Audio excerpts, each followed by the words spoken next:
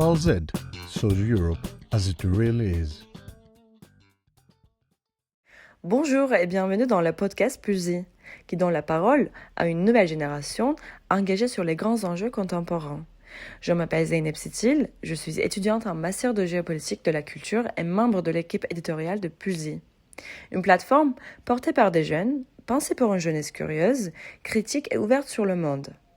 Aujourd'hui, nous avons le plaisir d'accueillir Julien Blum, conseiller européen au Haut Commissariat à la stratégie et expert associé à la Fondation Jean Jaurès.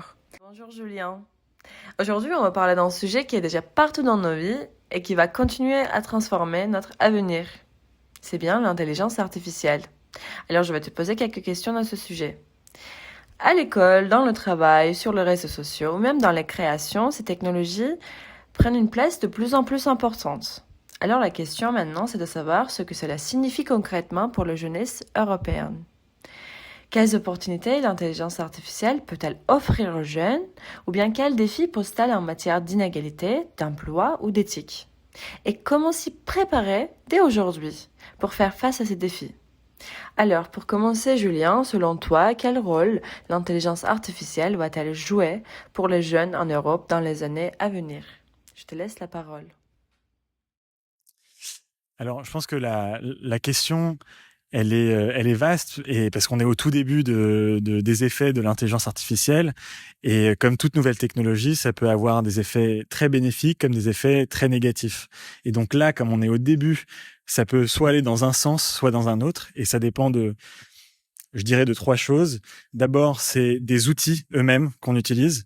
Donc, est-ce que l'intelligence artificielle, c'est que ChatGPT? Est-ce que c'est que les outils développés par les entreprises américaines? Ou est-ce que on peut aussi développer en Europe des outils qui correspondent plus à nos valeurs, à ce qu'on veut utiliser, à ce qu'on veut faire avec l'intelligence artificielle? Ou est-ce qu'on va juste subir les outils qui viennent de l'étranger?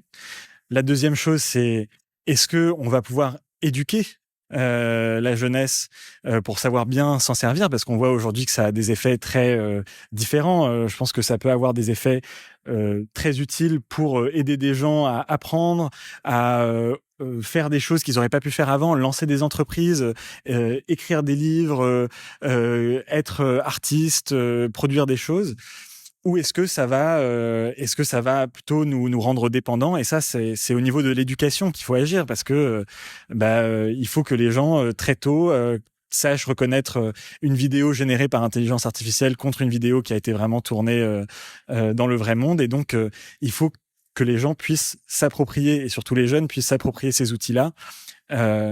Et troisièmement, je dirais que ça dépend aussi des lois qu'on met en œuvre pour protéger les jeunes qui commencent sur le marché du travail et qui cherchent du travail et qui peut-être vont être face à un moment où il y aura beaucoup moins de travail dans certains secteurs à cause de l'intelligence artificielle. Il faut leur permettre déjà protéger certains secteurs, leur permettre de se reformer, d'être équipés.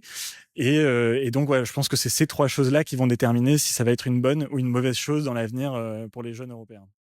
Je te remercie beaucoup, Julien, pour tes réponses. Elles montrent bien que l'intelligence artificielle est à la fois une opportunité et un défi pour les jeunes. Mais nous pensons que les lois européennes auront un rôle essentiel pour encadrer ces technologies, protéger les droits des jeunes et accompagner une innovation responsable et dans les cadres d'éthique. Make an impact on Europe with Paul Z. Publish European stories, learn journalism, and make your voice heard.